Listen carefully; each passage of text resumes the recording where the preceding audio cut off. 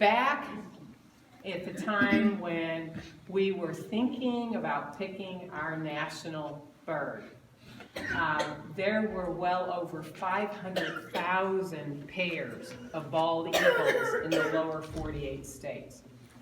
They were very plentiful, okay? And we're talking around 1782. The one reason that this bird is such a perfect bird for us to have as our national bird is the fact that nowhere else other than North America do you find the bald eagle. They are very, very, just here. So they got their name, bald eagle. I know you have to wait a little bit longer. Bald in Old English meant white-headed. It was B-A-L-D-E. So when the immigrants came over and saw this beautiful bird for the first time, that's why they called it the bald eagle. It was the white-headed eagle. And again, they had never seen anything like it.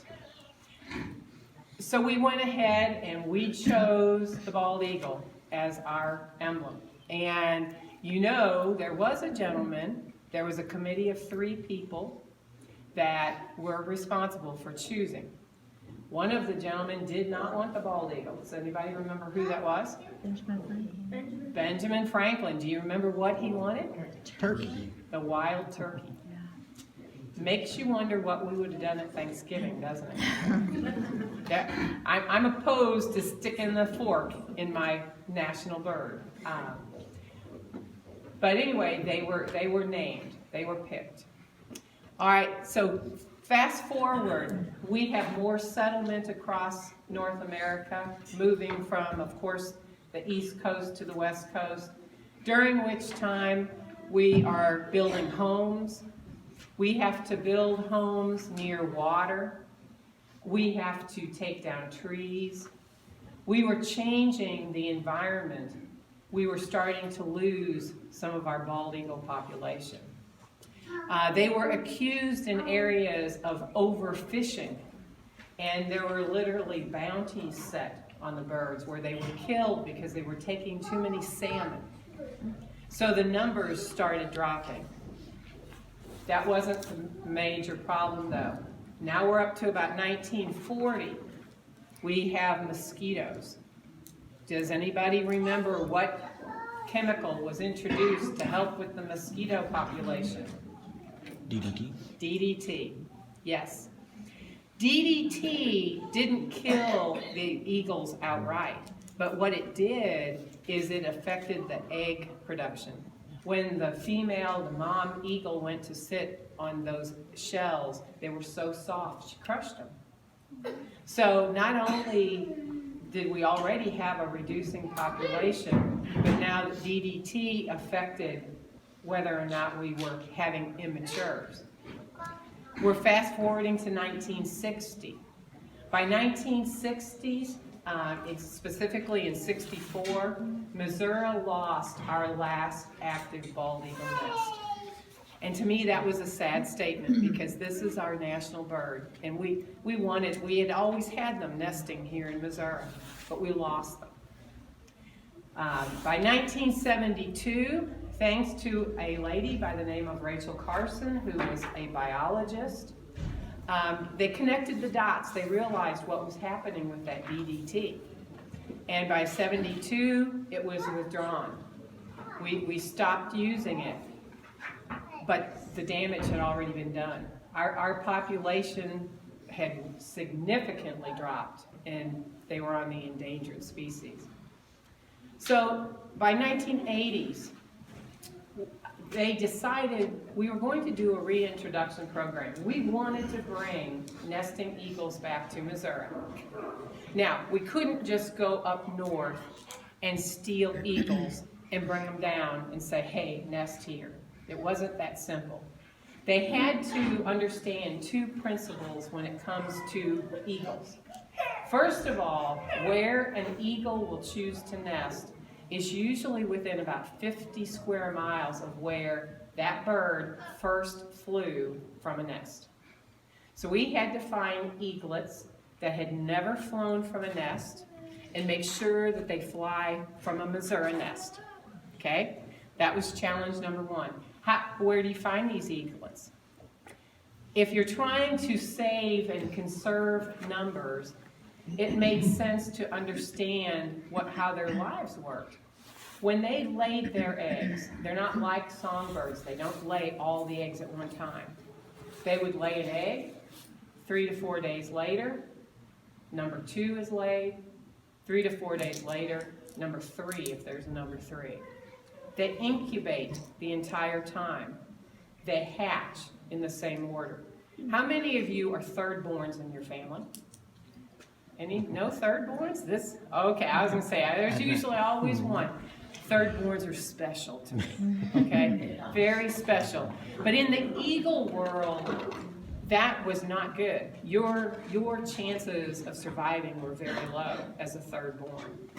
But what they realized, as number 1 hatches, they eat for those 3-4 days. Number 2 hatches, they start eating. They're kind of conflict though. Siblings don't share really well, isn't that true? Yeah, they don't share. And by the time poor little number 3 makes his way out of the shell, he's got 2 big siblings. A lot of times those siblings, you would starve, you were literally booted out of the nest. So if we were going to do a reintroduction and try to increase the eagle numbers, who do you think we're going to try to save? Number 3. Number 3s, okay? So we went into areas where the population was still very viable, and we pulled out the number 3s, and you could readily tell the number 3s. They were the little ones, okay?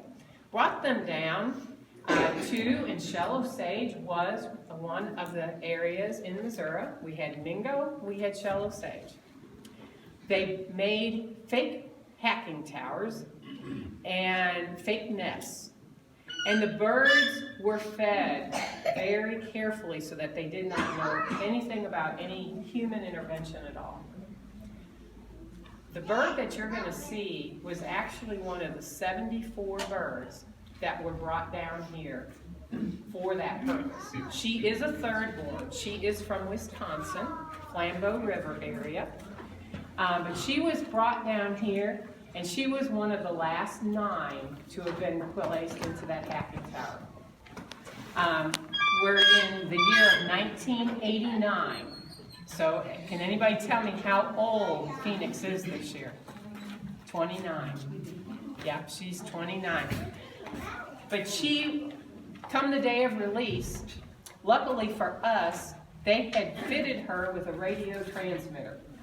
Radio transmitters in 1989 was expensive technology. So the day of release came, gates flew open, 9 birds took off.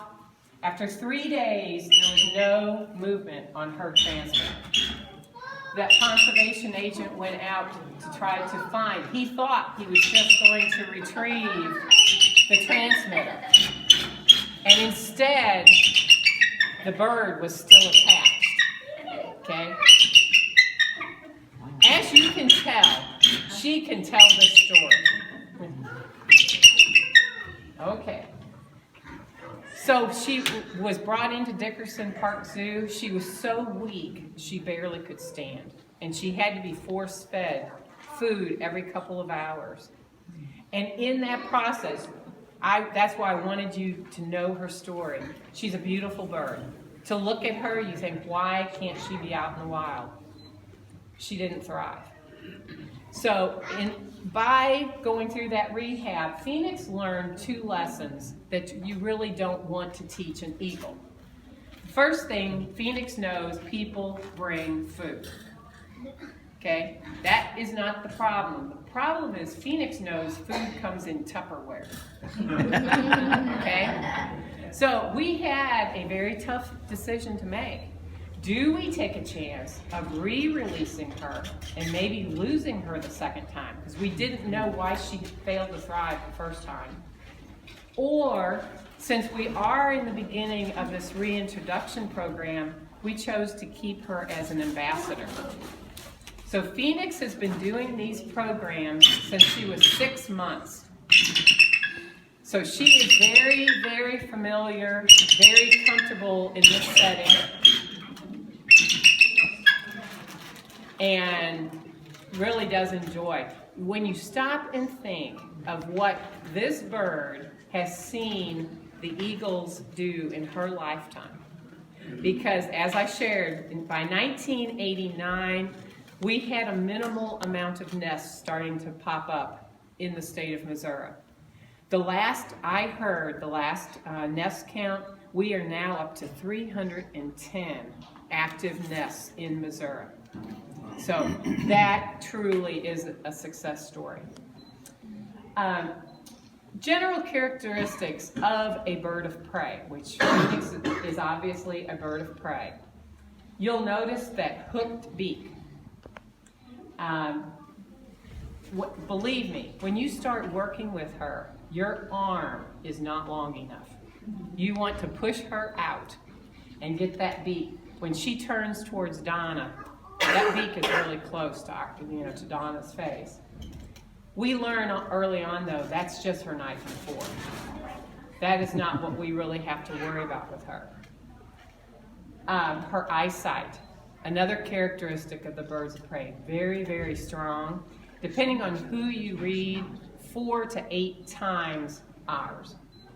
Now, if you put that in perspective, with this being football season, if we put the eagle on one goal post and I put your local newspaper at the other goal post, she would, assuming she could read it. So very, very strong eyesight. A lot of times when people look at her, they comment, "Kathy, she looks crabby to me." You're seeing a bony ridge that's going to protect her eyes. This bird can hunt from a mile high. To see that glint in the water, that bony ridge serves just like a gentleman's ball cap. It gives her additional protection. What we learn to respect the most on this bird, though, and the third characteristic of a bird of prey, are those feet. Each foot is about the size of my hand, and you add a 1.5 inch to 2 inch talon. You have that foot. That is the part that we have to really watch. There's a gripometer out here, and most people, average I've seen 20-25 pounds per square inch of grip. An eagle, 450 to 2,000. So you will, anytime you see her out, you will always see at least one of us with her. There's always a handler and another person. The handler, we're always very careful to make sure that we maintain control of the crowd for her security. In this case, I'm the second person. I have to be very well trained on dialing 911 because that's what I would have to do if she decided to grip, onto Donna. Looking at her, she is a mature bald eagle. And one thing that I always thought was interesting is when you do see them in the wild, they don't always look like this. Have any of you seen the immatures? Okay. All right. When they're first hatched, they obviously have the white fuzz, but that first set of feathers, I call them the chocolate-covered eagles because they are totally dark. The eyes are dark, the beak is dark, the head, the tail, it just looks like a chocolate-dipped eagle, okay? That is a first year. By year 2, if you take that same chocolate-covered bird, and I'm going to dip a paintbrush in a bucket of white paint, and I'm going to flick her. She's going to have a very mottled appearance. That's age 2. By age 3, we call them the masked bandit. This is Phoenix's picture when she was 3. And you can see she still has the dark beak. She still has the dark eyes. She's starting to get the white on the head, but there's still a lot of dark up there. If we were to see her tail, it would be, that same mix. But this is age 3. Do you want to see your baby picture? That is your baby picture. Yes? Yes, you were. You were a cutie. But this is what she looked like when I first started working with her. So I've seen a lot of change with her over the years. By age 4, we call them the dirty whites. They look like the mature, but they just look dirty because they don't have all of the white feathers in the tail and the head. By age 5, they're ready to nest. They're ready to look for a mate. And after that point, you really can't tell from an age. Now, I see a little bit of a change as far as the coloring in the beak and her eyes going from more of a yellow to a gold. But looking at her on the surface, it would be very hard.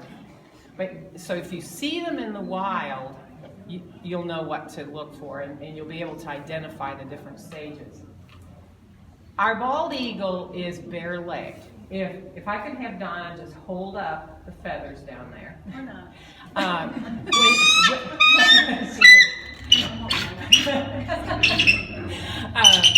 But she is bare-legged.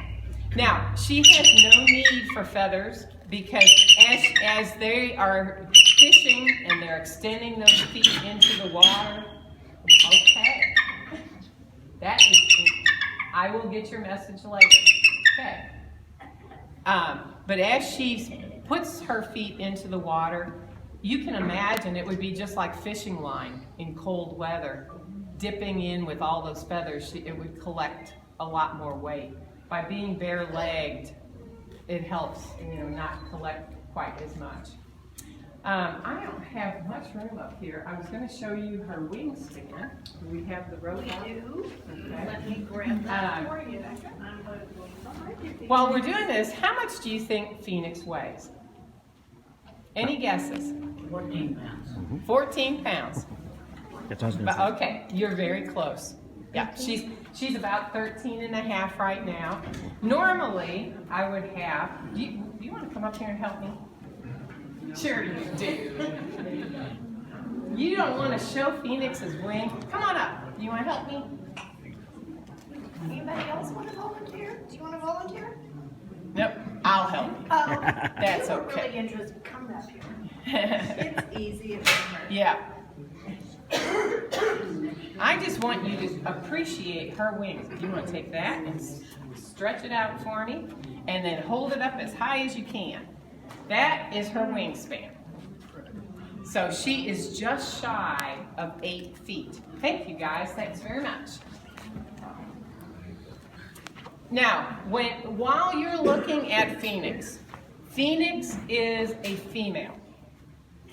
And I point this out because I don't want anybody leaving this room thinking that a bald eagle is larger than our other eagle. You are seeing the female. The females are at least a third larger than the males. So what you're going to be seeing is a gender difference. And that's a little bit shy of what she, and then you want to hold it out because you don't want her that close to your body. Do that. Yep. But when you look at her though, look in particular at the proportion of her to her beak and her general size. You'll notice again, there's no feathering on top of her feet. She's bare-legged. What do they primarily eat? Does anybody know what? Fish, right. 80 to 90% of their diet is going to be fish. So that tells us, where are we going to find their nests? Near water. Near water. Okay, that water is not going to move throughout the time, right? So every year, they are going to pick a mate. They are monogamous. They stick with that mate. And they will build one nest. Usually they'll start experimenting about age 4. By 5 or 6, they'll have a nest actually in full play. That beginner nest is usually at least 7 to 8 foot across. and at least 4 to 5 foot deep minimum. First, beginner. Now ladies, what do we do with our nests over time? Okay, we start with a beginner house, correct? Over the years, we come back. They're going to come back to the same nest. We like to redecorate, don't we? We like to add on, don't we? Okay, so when we come back, we're going to toss out the damaged sticks. Our guys are so good about bringing us new sticks. We don't have to like every one of those sticks. If you don't like it, you just toss it over. Our guys, they bring us more sticks, okay? But over time, the nests of the eagle get larger and larger. And the largest documented nest was down in Florida. And by the time it toppled the sycamore, it weighed over 2 tons. They could actually drive a Volkswagen Beetle into that nest. So, huge nests over time because they return year after year to that same nest. And again, I told you, that nest is within 50 miles of where they first flew as a young one. So that explains why, over the years, since the 1980s, our nest count is going up.